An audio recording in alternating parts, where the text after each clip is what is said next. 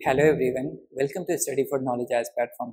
आज के इस वीडियो में हम यूपीएससी सीएपीएफ 2022 में जो फिजिक्स, मैथ्स एंड रीजनिंग के क्वेश्चंस आए थे वो देखेंगे। ठीक है, और कुछ साइंस एंड टेक के भी क्वेश्चंस लिए हैं मैंने, मतलब सिंपल थे इसलिए ले लिए, लेकिन मेन फोकस हमारा फिजिक्स, मैथ्स एंड रीजनिंग के क्वेश्चंस हैं। ठीक है, जिनको हम सारे क्वेश्चन को फिजिक्स, मैथ्स एंड रीजनिंग के सारे क्वेश्चन सॉल्व करेंगे। ठीक है, दिस इज मी। ठीक है, स्टार्ट करते हैं। Which one of the following is the difference of the cubes of first 10 natural number and the sum of। देखो, इस क्वेश्चन को सॉल्व करने का दो तीन तरीके हैं। अब पहले तरीके से देखो, पहले तरीके में क्या है, आप 1 क्यूब लिखे, 2 क्यूब लिखे, इस तरह से लिखे 10 क्यूब तक, माइनस लिखा ऐसे 1 square plus 2 square plus 3 square plus 10 square. ठीक है, फिर इसको ऐसे लिखा तो 1 क्यूब को 1 स्क्वायर के साथ पेयर कर दिया, 2 क्यूब को 2 स्क्वायर के साथ पेयर कर दिया, इस तरह से 10 क्यूब को 10 स्क्वायर के साथ पेयर कर दिया, है ना। तो 1 cube minus 1 square plus 2 cube minus 2 square, इस तरह से 10 क्यूब माइनस 10 स्क्वायर, है ना। तो यहाँ पे आप लिख सकते हो 1 क्यूब माइनस 1 स्क्वायर इज 0, है ना। 2 क्यूब माइनस 2 स्क्वायर में 2 स्क्वायर कॉमन है तो 2 स्क्वायर कॉमन ले सकते हैं, 2 माइनस 1 हो जाएगा, प्लस उसी तरह यहाँ पे 3 स्क्वायर कॉमन आएगा, 3 माइनस 1 हो जाएगा, है ना। यहाँ पे 4 स्क्वायर कॉमन हो जाएगा, 4 माइनस 1 हो जाएगा, इस तरह से 5 स्क्वायर 5 माइनस 1 हो जाएगा, है ना। 6 स्क्वायर 6 माइनस 1 हो जाएगा, 7 स्क्वायर 7 माइनस 1 हो जाएगा। ठीक है, 8 स्क्वायर 8 माइनस 1 हो जाएगा, 9 स्क्वायर 9 माइनस 1 हो जाएगा, प्लस 10 स्क्वायर 10 माइनस 1 हो जाएगा। इसको सिंप्लीफाई करके लिखेंगे तो 2 square into 3 2 square into 3 plus 3 square into 2 square into 1 है, 3 square into 2, 4 square into 3, 5 square into 4, 6 square into 5, 7 square into 6, 8 square into 7, 9 square into 8, 10 square into 9। अभी देखो यहाँ पे कैलकुलेशन काफ़ी बड़ा हो गया ना, मतलब ये इन कॉमन मेथड है। अभी यहाँ पे आपको फॉर्मूला पता होगा ना तो ये क्वेश्चन इजी हो जाएगा। जैसे यहाँ तक तो लिख लिया, लेकिन इरेज कर रहा हूँ इसी में। ठीक है, ठीक है। तो अभी देखो इस क्वेश्चन को कैसे सॉल्व कर सकते हो। 1 cube plus 2 cube plus 10 cube, इसका फॉर्मूला आपको पता होना चाहिए, क्या है, n प्लस 1 डिवाइड बाई 2 की होल स्क्वायर। तो यहाँ पे आपकी वैल्यू कितनी है, n की वैल्यू 10 है ना, 10 into 11 divide by 2 whole square is equal to, ठीक है, तो कितना हो गया ये 25 इंटू 121, है ना। तो इसकी वैल्यू कितनी हो गई, 25 से ये 5 2 कैरी करेगी, 52 5 कैरी करेगी, 3025 क्यूब की वैल्यू आई है। उसी तरह स्क्वायर की वैल्यू क्या होगी, 1 स्क्वायर से लेकर 10 स्क्वायर। इसका फॉर्मूला होता है n plus 1 2n plus 1 divide by 6। तो यहाँ पे n की वैल्यू कितनी है 10 इंटू 11 इंटू 21 डिवाइड बाई 6। 2 से कैंसिल करेंगे 3 5 हो जाएगा, 3 से कैंसिल करेंगे 7, यहाँ पे हो गया 35 इंटू 11, तो 5 5 385। हमें क्यूब की वैल्यू मालूम है, स्क्वायर की वैल्यू मालूम है, माइनस कर देंगे 3025 minus 385, it will give you 0 12 4 29 minus 3 is 26, 2640 is the answer, 2640 is the answer। ठीक है, बस यहाँ पे आपको फॉर्मूला पता होना चाहिए। ठीक है, ये n टर्म्स के स्क्वायर का समेशन है, इनिशियल n टर्म्स के, ये इनिशियल n टर्म्स के क्यूब का समेशन है। ठीक है, ये फॉर्मूला याद रहेगा तो इजी क्वेश्चन हो जाएंगे। ठीक है, नेक्स्ट क्वेश्चन में मूव करते हैं। A person buys an item from a shop for which the shopkeeper offers a discount of 10% on the market price. The person pays using an e-wallet which gives 10% cashback. Which of one of the following is the value of effective discount?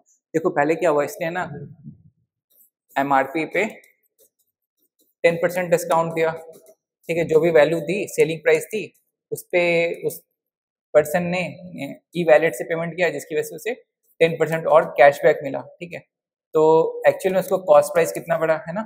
तो देखो assume कर लो पहले उसने है ना 100 rupees की MRP थी, तो उसके कॉरस्पॉन्डिंग ये इसकी सेलिंग प्राइस मतलब कस्टमर की सेलिंग प्राइस 90 हो गई, बट क्योंकि उसने पेमेंट कस्टमर ने किया था ई वैलेट से, तो 10% डिस्काउंट मिला, उस मतलब 10% कैशबैक मिला है ना, तो 10% कैशबैक मिला, तो बेसिकली ये 90 में से -9 हो जाएगा, तो इफेक्टिवली उसने पे कितना किया, 81 पे किया, तो 100 से 81 कितना कम हो गया, 19, मतलब 19% लेस हो गया ना, इफेक्टिवली डिस्काउंट कितना मिला उसे, 19%।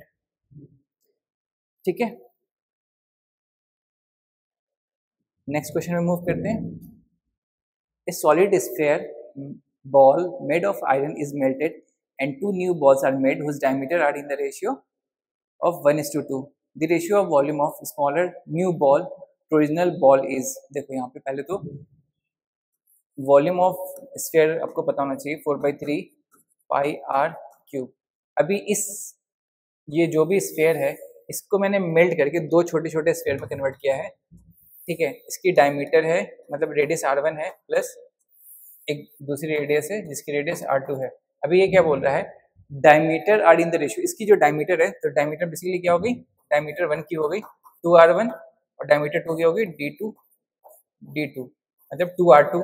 इसकी रेशियो क्या बोल रहा है 1/2, तो डायमीटर की रेशियो 1/2 है तो रेडियस की भी रेशियो 1/2 ही होगी ना। ठीक है, अभी रेडियस इसकी क्या होगी, तो एज्यूम कर सकते हैं R1 की रेडियस हो गई x और R2 की रेडियस हो गई 2x, क्योंकि यहाँ पे ये रेशियो है ना तो कुछ कॉमन फैक्टर था जो कैंसिल हो गया है ना, तो ये एज्यूम कर सकते हैं। अभी जो इनिशियल वॉल्यूम थी इसी को मेल्ट करके ये वॉल्यूम बनाया गया, तो इन दोनों की वॉल्यूम का जो एडिशन होगा ये वॉल्यूम है, आप लिख सकते हैं ऐसे 4/3 pi R cube is equal to 4/3 pi X cube plus 4/3 pi 2x whole cube. यहाँ पे 4 पाई कॉमन है, पाई कॉमन है, कैंसिल हो गया, r cube is equal to x cube plus 2x की होल क्यूब, तो 8x क्यूब हो गई, तो वैल्यू कितनी हो गई आर क्यूब की, r cube is equal to 9x cube हो गई। ठीक है, एक यहाँ पे वैल्यू आई। अभी उसने पूछा the ratio of volume of smaller new ball, smaller new ball कौन सा है, ये वाला रेडियस जिसकी रेडियस कम है। ठीक है, तो इसकी वॉल्यूम कितनी हो गई 4/3 pi X cube divide by, sorry ये है स्मॉलर और ओरिजिनल बॉल्स की रेशियो से पूछ रहा है ना, तो ओरिजिनल बॉल की रेशियो की वॉल्यूम कितनी 4/3 पाई आर क्यूब है ना, 4/3 पाई आर क्यूब, और आर क्यूब की वैल्यू जस्ट अभी हमने कैलकुलेट की 9x क्यूब है ना, तो ये पहले 4/3 पाई से पाई कैंसिल कर लो, x cube divide by 9x cube is equal to 1/9, so answer is D. ठीक है, नेक्स्ट क्वेश्चन पे मूव करते हैं। Suppose a bank gives you an interest of 10% per annum compounded annually for a fixed deposit for a period of 2 years. ठीक है, what should be the simple interest rate per annum if the maturity amount after 2 years is to remain the same? अभी देखो इस question को फॉर्मूले के through भी solve कर सकते हैं और बेसिक के नंबर्स के साथ दोनों तरह से सॉल्व करेंगे। ठीक है, तो पहले तो कंपाउंड इंटरेस्ट का फॉर्मूला आपको डायरेक्टली पता नहीं होता, आपको अमाउंट का फॉर्मूला पता होता है कंपाउंड इंटरेस्ट के केस में, आपको रेट उसने दिया हुआ है कंपाउंड इंटरेस्ट वाले केस में 10% टाइम दिया हुआ है 2 इयर्स है ना। ठीक है, तो ये चीज ध्यान रखना है। अमाउंट क्या हो जाएगा P1 प्लस 10/100 टाइम इज 2, तो कितना हो गया ये कैंसिल हो गया, तो ये हो गया 1 प्लस 1/10 इज 11/10 होल स्क्वायर है ना, तो बेसिकली P121 डिवाइड बाई 100। ठीक है, ये अमाउंट हो गया। अभी क्या बोल रहा है, सिंपल इंटरेस्ट में भी सेम अमाउंट मिलना चाहिए, तो सिंपल इंटरेस्ट का अमाउंट क्या होगा, final amount principal plus simple interest है ना, तो P plus P into r जो हमें कैलकुलेट करना है, टाइम पीरियड ऑलरेडी गिवन है 2 है ना, तो ये फॉर्मूला क्या हो गया 1 plus r into 2 divide by 100। ये अमाउंट और ये अमाउंट दोनों सेम है ये बोल रहा है, तो दोनों को इक्वेट कर देंगे, P121 divide by 100 is equal to P1 plus 2R divide by 100। ठीक है, तो P से P कैंसिल हो गया, अभी क्या हो गया ये 121 डिवाइड बाई 100, यहाँ पे -1 इस तरफ आएगा is equal to 2R by 100 है ना, तो इसको सिंप्लीफाई करेंगे तो क्या हो जाएगा, एलसीएम लेंगे तो 100 ऊपर जाएगा, 121 माइनस 100 इज 21, तो इसको सिंप्लीफाई करके लिखेंगे 21 by 100 is equal to 2R by 100, तो 100 से 100 कैंसिल हो गया, 21/2 मतलब 21 इज इक्वल टू 2R, तो R की वैल्यू हो गई 21/2 is equal to 10.5% per annum. ठीक है, ये तो हुआ फॉर्मूले के थ्रू, मतलब जो बेसिक था। अभी यहाँ पे थोड़ा सा मतलब एक्स्ट्रा सोच कर इसको सॉल्व किया जा सकता है। कैसे किया जा सकता है, देखो यहाँ पे 100 प्रिंसिपल ले लिया आपने, ठीक है, 100 प्रिंसिपल ले लिया आपने, 10% इस पे इंटरेस्ट दिया, तो एक साल में जितना इंक्रीज होता है ना, एक साल में ना कंपाउंड इंटरेस्ट और सिंपल इंटरेस्ट का फॉर्मूला सेम होगा। किसी भी एक साल के लिए आप चेक करोगे तो जो फॉर्मूला होता है वो सेम होता है। तो एक साल में कितना इंक्रीज हुआ, 10% इंक्रीज हुआ, तो ये 110 हो जाएगा। फिर नेक्स्ट ईयर में फिर से 10% इंक्रीज होगा, but principal will be this, है ना, तो कितना हो जाएगा ये 121, 110 का 10% 11, तो इसमें हो गया ये। अभी यहाँ से यहाँ कितना इंक्रीज हुआ है 21 का, इसको 2 साल में डिस्ट्रीब्यूट करना है, तो 21/2 इज इक्वल टू 10.5, तो आंसर विल बी 10.5, ठीक है। नेक्स्ट क्वेश्चन में मूव करते हैं। A runner average speed reduces by 25% every hour if he runs 16 km in the first hour and he runs for 3 hours. Then what is his overall average speed? अभी basic formula जो है average speed का वो आपको मालूम होना चाहिए। Average speed is equal to total distance by total time, ठीक है। ये चीज फॉर्मूला याद रहेगा तो क्वेश्चन हो जाएंगे। अभी फर्स्ट आवर में कितनी है स्पीड उसकी, मतलब कितना डिस्टेंस ट्रेवल कर रहा है 16 किलोमीटर। नेक्स्ट में कितना डिस्टेंस ट्रेवल करेगा 12 किलोमीटर। नेक्स्ट में कितना डिस्टेंस ट्रेवल करेगा, अभी क्या बोला 25% डिक्रीज हुआ, तो 25% ऑफ 16 इज 4, 4 माइनस कर दिया तो 12, 12 को 25% इज 3, 3 इससे माइनस कर देंगे तो 9 किलोमीटर, है ना। तो ये भी 1 आवर में हुआ है, ये भी 1 आवर में हुआ है, ये भी 1 आवर में हुआ है, तो एवरेज स्पीड क्या हो जाएगी this plus this plus this, तो 16 plus 12 is 28, 28 plus 9 is 37 divided by 3, 1 plus 1 plus 1, total time तो कितना हो गया ये 12.33 kilometre per hour, so answer is this, ठीक है। नेक्स्ट क्वेश्चन में मूव करते हैं। हाँ, ये है ना फिजिक्स के क्वेश्चन है, इसमें क्या बोला ट्रफ एंड रिज। अभी आपको पता होगा नहीं है ट्रफ एंड रिज क्या होती है, फिर चीजें ये आसान हो जाएंगी। देखो कोई भी ऐसी डायग्राम होती है ना, this is trough and this is ridge, ठीक है। तो यहाँ पे बोला ये प्रेशर के टर्म्स में यूज हुआ, तो इसने बोला ट्रफ एंड रिज आर तो elongated area of low pressure end of high pressure. Ridge क्या है, लो प्रेशर। देखो रिज कहाँ पे, ट्रफ कहाँ पे, नीचे के साइड है ना, तो elongated area of low pressure और रिज क्या है elongated area of high pressure respectively, तो आंसर विल बी ए, ठीक है। ये डायग्राम याद रहेगा, ट्रफ एंड रिज, तो elongated area of low pressure, ये नीचे की तरफ है तो लो प्रेशर, ऊपर की तरफ है हाई प्रेशर रिस्पेक्टिवली, ठीक है। नेक्स्ट क्वेश्चन मूव करते हैं। Two object x and y have equal mass and are moving with speed u and 3u, their kinetic energy will be, ठीक है। देखो मास दोनों के सेम है, तो काइनेटिक एनर्जी का फॉर्मूला आपको पता होना चाहिए, क्या होता है हाफ mv²। तो kx बोल रहा है, kx में क्या बोल रहा है उसकी स्पीड कितनी है, मास दोनों का सेम है तो दोनों के लिए m यूज कर लेते हैं, u² है ना। ky क्या बोल रहा है 1/2 m 2 3u 3u whole square, है ना। तो बेसिकली इसको लिख सकते हैं सिंप्लीफाई करके 1/2 m 9u², ठीक है। तो 9 कॉमन ले लेते हैं, 9 इंटू 1/2 m u², है ना। तो 1/2 mu² की वैल्यू क्या है, यही तो kx है, तो ky is equal to 9 kx,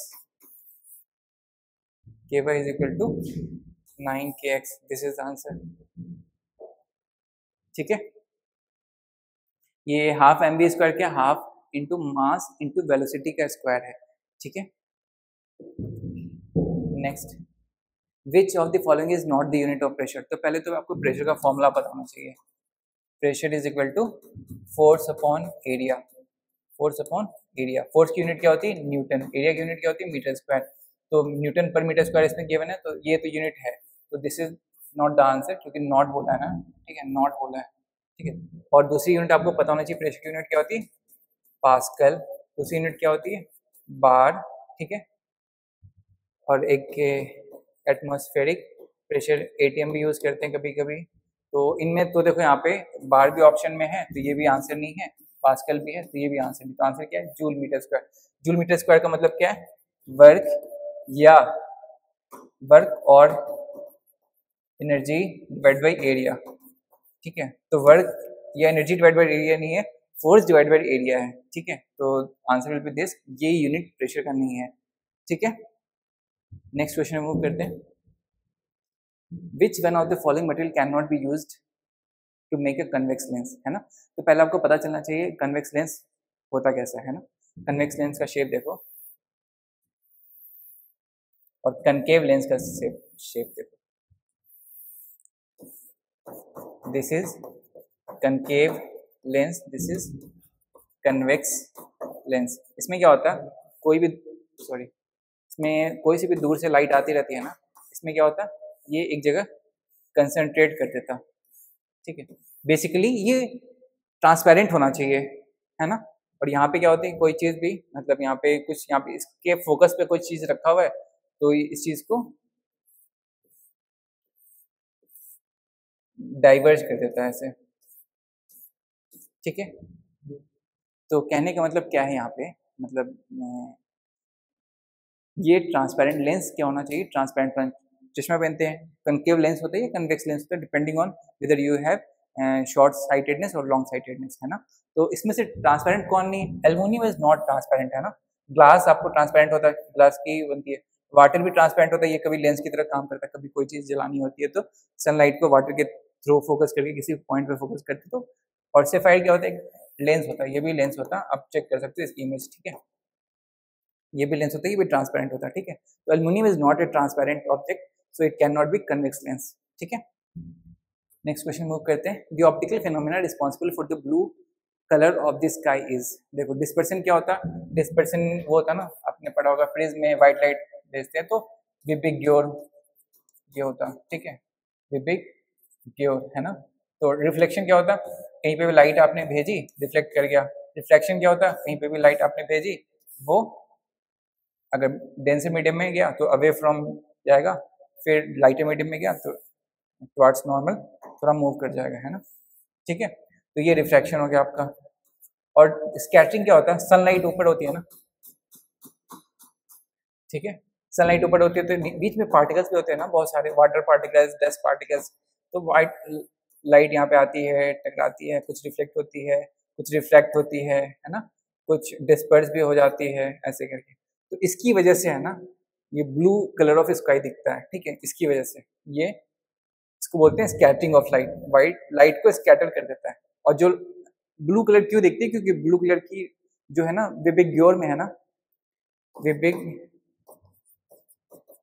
में, ठीक है, इसमें ना ब्लू कलर लाइट डोमिनेंट होती है हमारे आईज के लिए, आई गेस, मतलब मैं श्योर नहीं हूँ, मतलब लेकिन मैं बता रहा हूँ कि ब्लू लाइट है ना बाकी लाइटों में डोमिनेट कर जाता है जब हम इसको देखते हैं तो, ठीक है। क्योंकि ये वाटर ही होता है ना, यहाँ पे most of the times water भी होता है, पार्टिकल भी होता है, तो ब्लू लाइट डोमिनेट कर जाती है जिसकी वजह से हमें स्काई ब्लू दिखता है, ठीक है। Electrical device used for converting mechanical energy into electrical energy.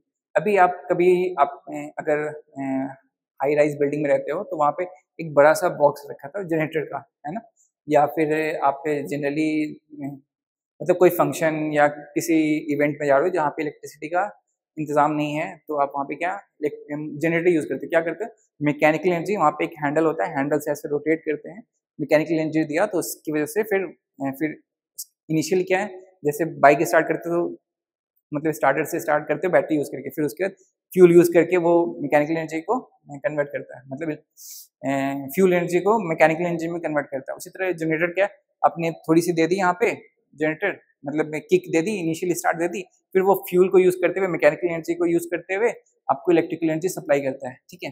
तो अभी यहाँ पे कौन से क्या चीज़ होती है वो देखते हैं। वोल्ट मीटर क्या होता है,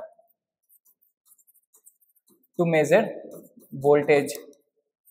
एमीटर क्या होता है, टू मेजर करंट। मोटर क्या होता, to convert electrical energy into mechanical energy. पानी आपके घर पे तो आता ही होगा, पानी मतलब वाटर सप्लाई तो करते ही होगा ना मोटर से, या जो भी सबमर्सिबल पंप जो होता है ना, उसमें क्या होता है, उसी को तो बोलते हैं, पानी खत्म हो गया तो बोलते हैं मोटर ऑन कर दो, स्विच ऑन कर दो, है ना मोटर का। तो मोटर क्या करता है, इलेक्ट्रिकल एनर्जी आपने जो बिजली के थ्रू उसको एनर्जी दिया हुआ उसके थ्रू वो अपने मैकेनिज्म को रन करके इलेक्ट्रिकल एनर्जी को मैकेनिकल एनर्जी में कन्वर्ट करता है, जिसकी वजह से वाटर पंप होता है तो टैंक में जाता है ना। जनरेटर क्या करता है, मैकेनिकल एनर्जी को इलेक्ट्रिकल एनर्जी में कन्वर्ट करता है ना। तभी तो इलेक्ट्रिसिटी आती है, लाइट कट जाती है तो जनरेटर को यूज करते हुए मैकेनिकल एनर्जी का हम यूज मतलब इसको देते हैं, उसके थ्रू ये इलेक्ट्रिकल एनर्जी प्रोड्यूस करता है ना। तो आंसर इज डी, ठीक है। नेक्स्ट क्वेश्चन मूव करते हैं। The magnitude of focal length of a concave lens is 2 metre, what is the power of the lens. तो फॉर्मूला आपको पता होना चाहिए, power of the lens is equal to 1 upon focal length, and focal length already given है 1/2 metre, तो it will B 0.5 dioptre, ठीक है। तो 1 बाई यहाँ पे क्या हो गया बेसिकली 0.5 पर मीटर हो गया ना, तो 1/मीटर को डायोप्टर बोलते हैं, ठीक है। जैसे हमने देखा था ना वो प्रेशर वाले में, न्यूटन बाई मीटर स्क्वायर को पास्कल भी बोलते हैं, वाट भी बोलते हैं, इसी तरह 1/मीटर को बोलते हैं dioptre in case of power, ठीक है। तो इट विल बी 0.5 डायोप्टर, ठीक है, ठीक है। नेक्स्ट क्वेश्चन मूव करते हैं। At the time of short circuit the current in the electric circuit. देखो शॉर्ट सर्किट क्या होता है, जैसे यहाँ पे स्विच है ना, ठीक है, ऐसे प्लग होती है, तो यहाँ पे आपने प्लग लगाया हुआ है, ठीक है, प्लग लगा दिया यहाँ पे और इसके थ्रू वायर आ रहे हैं यहाँ पे, ठीक है, ये दोनों वायर यहाँ पे ओपन है, ठीक है। अभी क्या है, यहाँ पे इलेक्ट्रिसिटी नहीं ट्रांसफर हो रही है। तो देखो कोई चीज़ मतलब इस चीज़ को एक्सप्लेन करने के लिए ना मैं आपको एक चीज़ एक्सप्लेन करता हूँ। जैसे यहाँ पे ट्री है, ठीक है, यहाँ पे भी ट्री है, अपने तो जीएस में पढ़ाई होगा ना इन्वायरमेंट में, उसमें क्या होता है मैंग्रोव क्यों इंपॉर्टेंट है, मतलब मैंग्रोव क्यों इंपॉर्टेंट, जब साइक्लोन आती है या आती है सुनामी आती है, तो सुनामी की वेव्स को मतलब उसकी स्पीड कम कर देता है, साइक्लोन आती है तो उसकी स्पीड को एब्जॉर्ब कर लेता है बहुत हद तक, है ना। तो इसकी वजह से मतलब ये क्या क्रिएट कर रहा है, रेजिस्टेंस क्रिएट कर रहा है, जिसकी वजह से जो भी स्पीड रही होगी वो यहाँ पे आके रिड्यूस्ड स्पीड हो गई होगी, है ना, ठीक है। तो अभी क्या ओम्स लॉ पता होगा आपको, ओम्स लॉ क्या होता है, V is equal to I R, है ना। तो I क्या होता है V बाई आर, ठीक है, V बाई आर, V क्या है वोल्टेज, I क्या करंट है, R क्या है रेजिस्टेंस है। तो जितनी ज्यादा रेजिस्टेंस होगी उतनी ज्यादा मतलब स्पीड कम हो जाएगी। तो यहाँ पे भी करंट में भी सेम चीज होगा, I is equal to V by R. Voltage तो सेम ही रहता है हमेशा, है ना, वोल्टेज पैरेलल कनेक्शन में हमेशा सेम रहता है। कोई चीज पता होगी, नहीं भी पता है तो आपको पता है कि 220 वोल्ट आती है, 440 वोल्ट आती है हमारे पास, तो वो कांस्टेंट रहती है, मतलब जब तक आपके घर तक पहुंचती है, ठीक है। अभी क्या यहाँ पे अगर आपने बहुत सारे अप्लायंसेस लगा दिए ना, यहाँ पे जैसे मैंने फ्रिज लगा दिया, ठीक है, फिर मैंने यहाँ पे बहुत सारे नहीं गीजर लगा दिया, तो इसको कनेक्ट करेंगे ना अब, तो यहाँ पे क्या रेजिस्टेंस हो गया, मतलब इन द सेंस यहाँ पे अब इलेक्ट्रिसिटी प्रोड्यूस मतलब इलेक्ट्रिसिटी इजिली ट्रांसफर करेगी, क्योंकि यहाँ पे रेजिस्टेंस इज देयर। अगर कोई लाइन है यहाँ पे जो यहाँ पे कनेक्टेड है इस तरफ और यहाँ पे ओपन है, इन दोनों को अगर टच कर दिया तो यहाँ पे कोई रेजिस्टेंस है ही नहीं ना, यहाँ पे रेजिस्टेंस मिसिंग है। तो बेसिकली रेजिस्टेंस कितना हो गया, V is equal to V by 0, I is equal to, तो ये कितना हो गया, I विल शूट अप, है ना, shoot up means I will reach to infinite. Infinite नहीं होता, क्यों नहीं होता, क्योंकि वायर की भी कुछ रेजिस्टेंस होती है। तो बेसिकली I कितना रैंडमली नहीं रैपिडली इंक्रीज कर जाएगा, तो answer will B it increases sharply, ठीक है। होपफुली ये समझ में आया होगा आपको। नेक्स्ट क्वेश्चन में मूव करते हैं। If the linear momentum of a moving object changes by 2 times then it kinetic energy will be changes by a factor.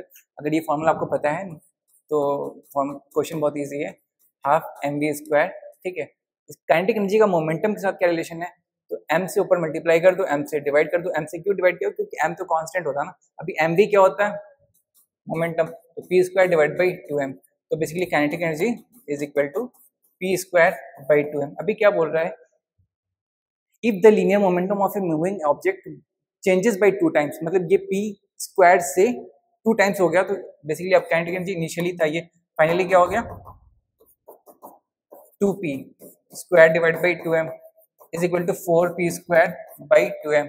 तो बेसिकली ये काइनेटिक एनर्जी कितना हो गया 4 times of, it will change by factor of 4 है। Next question, the average age of father and Elder son is 35 years. जैसे बोल रहे हो वैसा करते चलते हैं। फादर प्लस एल्डर सन की एवरेज एज कितनी है? 35 है, तो it will be father plus elder son is equal to 70। तो नीचे 2 आया था यहाँ पे, इसलिए उधर मल्टीप्लाई करके। उसी तरह यहाँ पे father plus younger son is 32, तो उसी तरह यहाँ पे father plus younger son divide by 2 is equal to 32 लिखूंगा। तो 2 से मल्टीप्लाई करके ऐसे लिख सकता हूँ, father plus younger son is equal to 32 into 2 is 64। फिर नेक्स्ट क्या लिखा है?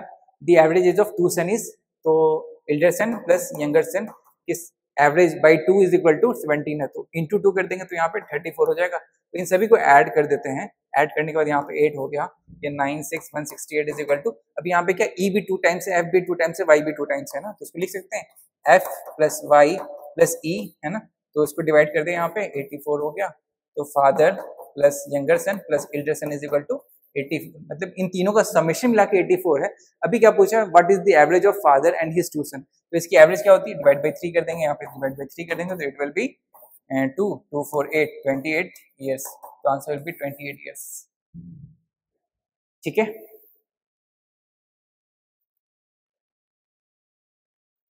नेक्स्ट क्वेश्चन पे मूव करते हैं। A number is 124 more than it's 1/3। एक नंबर है जो 124 ज्यादा है किससे? अपने 1/3 से। तो इसको सॉल्व कर सकते हैं, x minus x by 3 is equal to 124। तो इसको सिंप्लीफाई करेंगे तो 2x by 3 is equal to 124। तो x की वैल्यू क्या हो जाएगी? 124 into 3 divide by 2, it will B 62। तो यहाँ पे 6 186। ठीक है, आंसर इज 186। सिंपल था क्वेश्चन, बहुत ही इजी क्वेश्चन था ये, है ना। D, next question. A car travels 3/4 of the distance at a speed at a 3/4 of the distance at the speed of 60 km/h and the remaining 1/4 of the distance at a speed of v km/h. If the average speed for the full journey is 90 km/h, then the value of v is। ठीक है, तो assume कर लो, देखो यहाँ पे 3/4 1/4 है, तो distance total 4, अगर d एज्यूम कर लिया तो इजी हो जाएंगे, है ना। 4d एज्यूम कर लिया टोटल डिस्टेंस यहाँ से यहाँ तक की, है ना। तो 3/4 d क्या मतलब? यहाँ पे 3d और लास्ट में 1/4 d, तो 1/4 ऑफ द डिस्टेंस मतलब d। ठीक है, तो यहाँ तक की सीन क्या है? यहाँ तक के लिए स्पीड कितनी है? 60 km/h। यहाँ तक के लिए सीन क्या है? v km/h। ठीक है, तो और टोटल जर्नी की एवरेज स्पीड कितनी है? एवरेज स्पीड ऑलरेडी गिवन है, वो कितनी है? 50 km/h। ठीक है, तो आपको फॉर्मूला पता होना चाहिए एवरेज स्पीड का क्या है, ऑलरेडी हमने डिस्कस भी किया हुआ है। क्या है? Total distance by total time. तो टोटल डिस्टेंस हमें मालूम है क्योंकि हमने एज्यूम किया हुआ कितनी है? 4d है। टोटल टाइम कितना है वो हमें नहीं मालूम, वो हमें कैलकुलेट करना पड़ेगा। तो 3d ट्रैवल करने के लिए हमें टाइम कितना लगा होगा? हमारे पास डिस्टेंस है और टाइम वेलोसिटी है, तो टाइम का फॉर्मूला क्या होता है? Speed is equal to distance by time होता है, तो टाइम इज इक्वल टू क्या होगा? डिस्टेंस बाय स्पीड होगा। तो इसको लिख सकते हैं यहाँ पे 3d/60 प्लस d/v। अभी क्या है यहाँ पे d दोनों तरफ नीचे कॉमन है और ऊपर भी कॉमन है, तो नीचे d कॉमन लेकर ऊपर वाले d से कैंसिल कर देंगे तो इट विल बी 4 यहाँ पे कैंसिल होगा, ये 20 हो जाएगा 1/20 प्लस 1/v। इसको सिंप्लीफाई करेंगे, है ना, तो ये क्या हो जाएगा? 4/20 प्लस v इंटू, अभी 20v ऊपर आ जाएगा, 20v is equal to 80v/20 plus v। अभी ये क्या एवरेज स्पीड है? एवरेज स्पीड किसके इक्वल है? 50 km/h। तो इसको इक्वेट करेंगे 50 से, है ना, तो 0 से 0 कैंसिल हो गया, है ना। अभी उसको सिंप्लीफाई करेंगे, तो उसको सिंप्लीफाई करके क्या लिख सकते हैं यहाँ पे? देखो 8v तो ऐसे ही है ना, 8v तो है ही। 20 प्लस v को 5 से मल्टीप्लाई कर देंगे, 5 को 20 प्लस v से मल्टीप्लाई कर देंगे, तो it will be 8v is equal to 100 plus 5v। इस 5v को इस तरफ ट्रांसफर करेंगे तो इट विल बी 3v, तो 100। तो v की वैल्यू क्या हो गई? 100/3 km/h, तो इट विल बी 100/3 km/h। मुझे एक एक स्टेप करके लिखना पड़ता है ना, मैं कोई स्टेप जंप नहीं कर सकता। मैं जंप कर सकता हूँ लेकिन मैं जंप नहीं कर रहा हूँ क्योंकि आपको समझाना है मुझे। अगर आपको चीज़ें समझ में नहीं आई तो मतलब मेरा जो एम था वीडियो बनाने का, डेट विल फेल ना। ठीक है, इसलिए मैं एक एक स्टेप सॉल्व करता चल रहा हूँ, जस्ट टू एक्सप्लेन यू। ठीक है, अगर आपको चीज़ें आती है तो आप बहुत सारे स्टेप इसमें जंप कर सकते हो, है ना।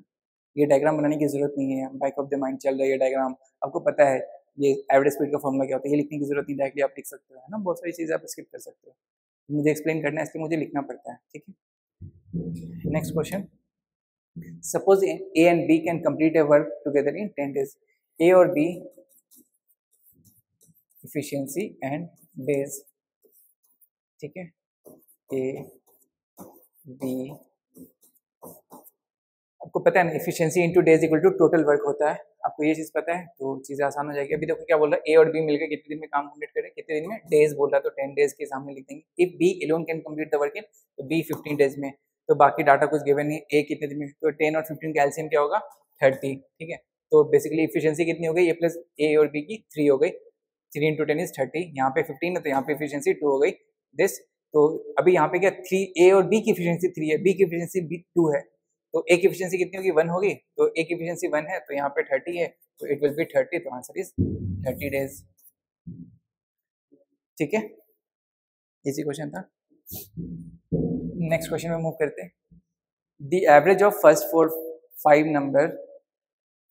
ऑफ द 5 नंबर, देखो अभी इन डिक्रीजिंग ऑर्डर, तो पहले जूम कर लेते हैं, सबसे बड़ा नंबर है, फिर उससे छोटा नंबर ये है, फिर उससे छोटा नंबर ये है, फिर उससे छोटा नंबर ये है, फिर उससे छोटा नंबर ये है, तो ये बोले फर्स्ट 4 की जो एवरेज है वो कितनी है 25, तो a plus B plus C plus D divide by 4 is equal to 25, तो a plus B plus C plus D is equal to 100 and the average of last 4 number is 10, तो लास्ट 4 नंबर क्या है B C D E, b plus C plus D plus E divide by 4 is equal to 20, तो b plus C plus D plus E is equal to 80। What is the difference between the first and the last, अभी यहाँ पे क्या a plus B plus C plus D है, यहाँ पे क्या b plus C plus D plus E है, तो इन दोनों को माइनस कर देंगे तो इट विल बी क्या हो जाएगा, इसको एक साथ लिखते हैं तो चीजें समझ में आएंगी आपको, a plus B plus C plus D is equal to 100 और यहाँ पे b plus C plus D plus E is equal to 80, तो इनको माइनस कर दिया, पूरे को माइनस कर दिया तो it will B minus minus minus, तो b से b कैंसिल हो गया, c से c कैंसिल हो गया, d से d कैंसिल हो गया, तो it will be a minus e is equal to 100 minus 20, sorry 80 is 20, it will be 20, ठीक है। नेक्स्ट क्वेश्चन मूव करते हैं। There is a group of 5 people among which there is one couple, in how many ways can these 5 people be seated in a row having 5 chairs if the couple is to be seated next to each other, ठीक है, तो couple को assume कर लो वो एक है, एक quantity assume कर लो, तो टोटल सीट कितनी है 5 है, तो कपल को एज्यूम कर लो साथ में बैठाना है, ठीक है, साथ में बैठाना तो उनको एक साथ मतलब एक मर्ज कर दो और एक ही है वो एज्यूम करो, तो बाकी क्वांटिटी कितनी हो जाएगी आपको 4 इंटू 3 इंटू 2 इंटू 1, ठीक है, तो 4 जगह है, 4 लोगों को बैठाना है तो हो गई, लेकिन 4 लोग तो है नहीं एक्चुअल में ना, यहाँ पे आपने कपल को एज्यूम किया है कि वो साथ में है, तो यहाँ पे चेयर 2 है, अभी कपल का क्या है कि जिस भी पोजीशन पे रहे वो हमेशा या तो इधर हो सकती है या इधर हो सकती है, तो उन दोनों को आपस में चेंज अरेंज करने का कितने तरीके, 2 तरीके, तो 2 factorial it will be 2 factorial into 4 factorial it will be 2 into 24 is equal to 48 तरीके से हमको बैठाया जा सकता है, तो आंसर विल बी बी। जिनको परमुटेशन कॉम्बिनेशन आता है उनके लिए क्वेश्चन काफी इजी था, ये अगर आप मेरे स्टूडेंट है तो मैंने परमुटेशन कॉम्बिनेशन में बहुत अच्छे से ये चीज समझाया हुआ है, ठीक है। नेक्स्ट क्वेश्चन मूव करते हैं। 2 friends 10 kilometre apart start running towards each other at A speed of 10 kilometre per hour and 14 kilometre per hour, कितनी डिस्टेंस है इन दोनों के बीच में 10 किलोमीटर, कितने स्पीड से दौड़ रहे हैं 10 किलोमीटर पर आवर की स्पीड से, और ये दौड़ रहे हैं 14 किलोमीटर पर आवर की स्पीड से, ठीक है, तो रिलेटिव स्पीड पता है, relative speed, relative time, relative distance सब कुछ, तो इन दोनों के बीच में अभी रिलेटिव डिस्टेंस कितनी है, रिलेटिव स्पीड कितनी है 24 किलोमीटर पर आवर, क्योंकि दोनों एक दूसरे की तरफ अप्रोच कर रहे हैं, तो रिलेटिव टाइम क्या हो जाएगा, relative time is equal to distance, relative distance by relative speed, तो क्या हो गया बेसिकली 10 डिवाइड बाई 24, ठीक है। अभी क्या है इसमें ऑलरेडी ये आवर्स में आएगा टाइम है ना, क्योंकि किलोमीटर पर आवर था, तो इसको मिनट में कन्वर्ट करने के लिए इंटू 60 कर देंगे, 60 मिनट, तो यहाँ पे 2 से डिवाइड किया तो 12, 2 से डिवाइड किया तो ये 5, 12 से डिवाइड किया तो 5, इट विल बी 25 मिनट्स, तो आंसर इज बी, ठीक है।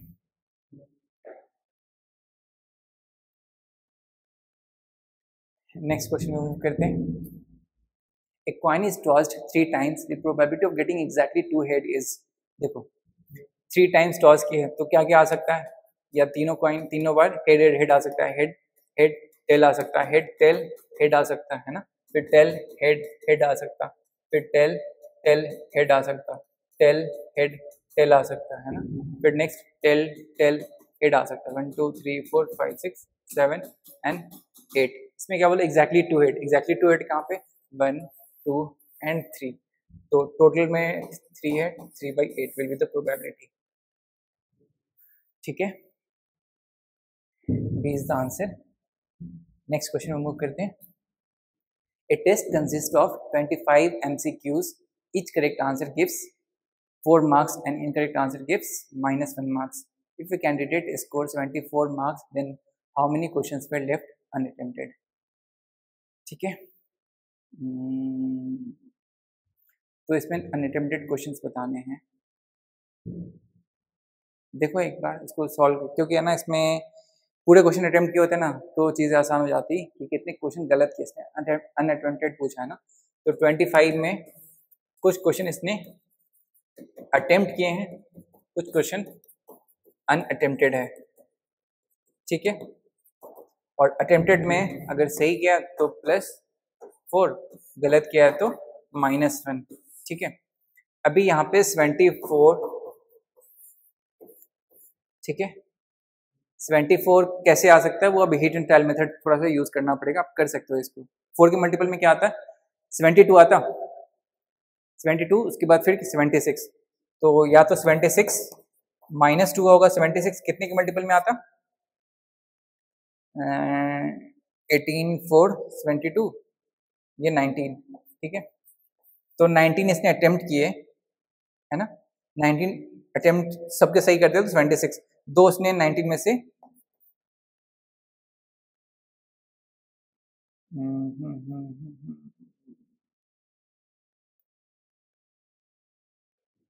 इस क्वेश्चन को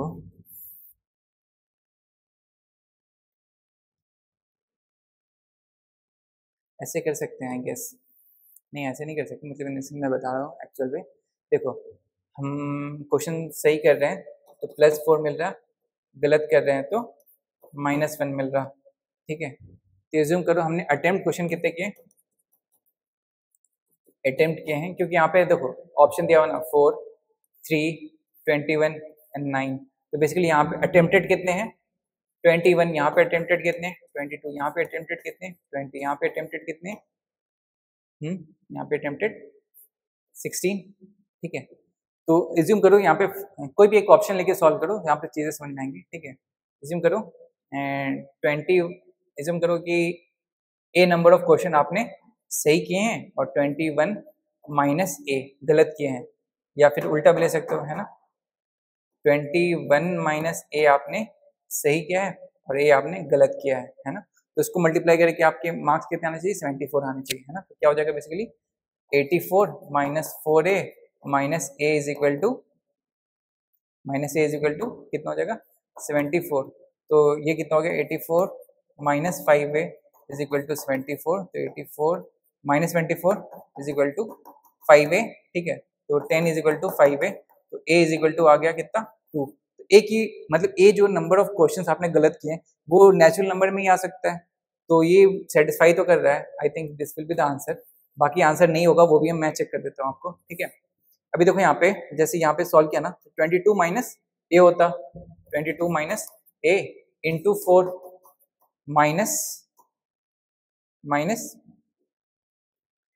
ए है ना, minus A will give you क्या 74 मार्क्स, क्योंकि मार्क्स तो 74 ही आया ना, तो कितना हो जाता है ये 88 माइनस 5 इज इक्वल टू 74, तो इनको माइनस करते तो 88 माइनस 24 विल बी 14, 14 को 5 से डिवाइड करते तो एक डेसिमल में वैल्यू आती, ये तो गलत हो जाएगा, तो ये आंसर नहीं हो सकता।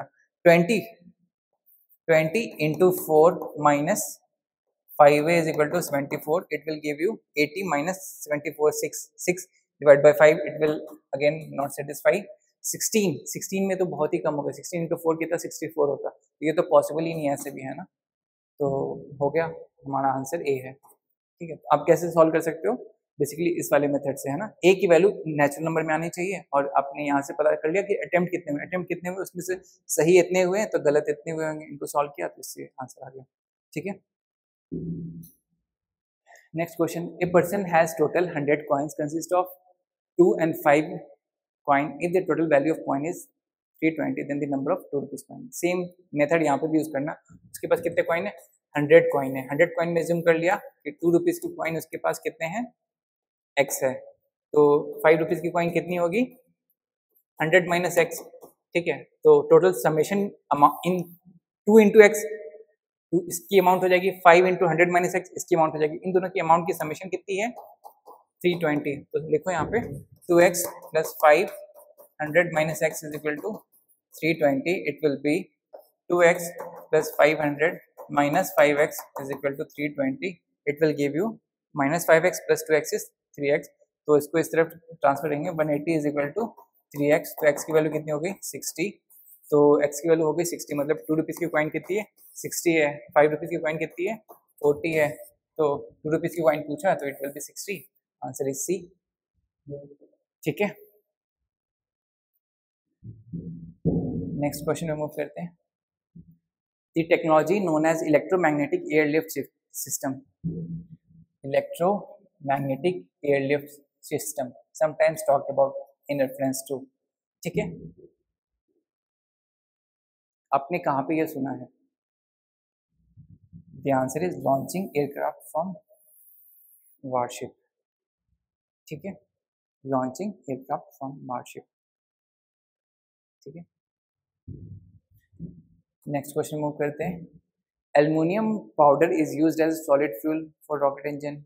Yes it is. ठीक है, क्यों? क्योंकि एल्युमिनियम रिएक्टिव होता है तो उसके पाउडर को इजीली यूज किया जा सकता है और चीप भी होता है ना।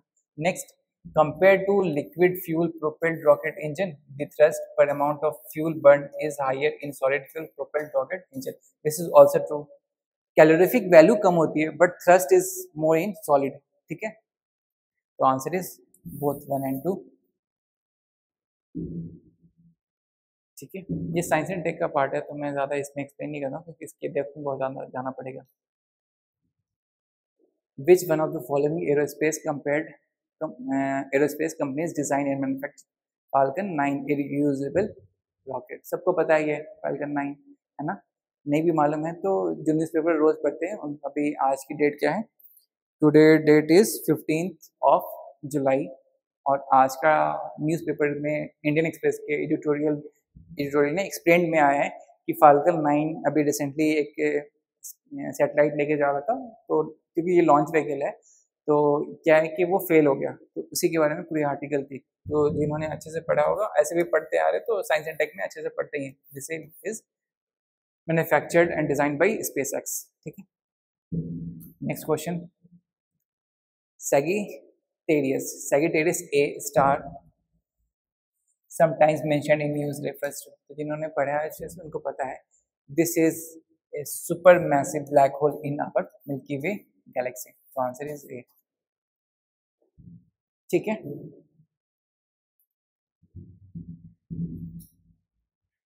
ठीक है, फिर thank you for watching the video. अगर आप मेरे चैनल पे नए हैं तो प्लीज़ सब्सक्राइब करके जाइएगा और आपको वीडियो अच्छी लगी तो प्लीज़ लाइक करके जाइएगा। और कुछ डाउट है तो आप कमेंट सेक्शन में पूछ सकते हैं या कुछ फीडबैक देना है तो यू कैन कमेंट ऑल्सो, है ना। और अगर आपको कोई कोर्स ज्वाइन करना है, जैसे हमारे पास अभी CSAT की course maths and reasoning start हो रही है, तो बैच वाली स्टार्ट हो रही है 1 अगस्त से बैच स्टार्ट हो रही है। अगर आप 1-to-1 ज्वाइन करना चाहते हैं तब भी आप 1-to-1 भी ज्वाइन कर सकते हैं। That will be you and me only. तो ये it will be on zoom meeting only, है ना। ठीक है,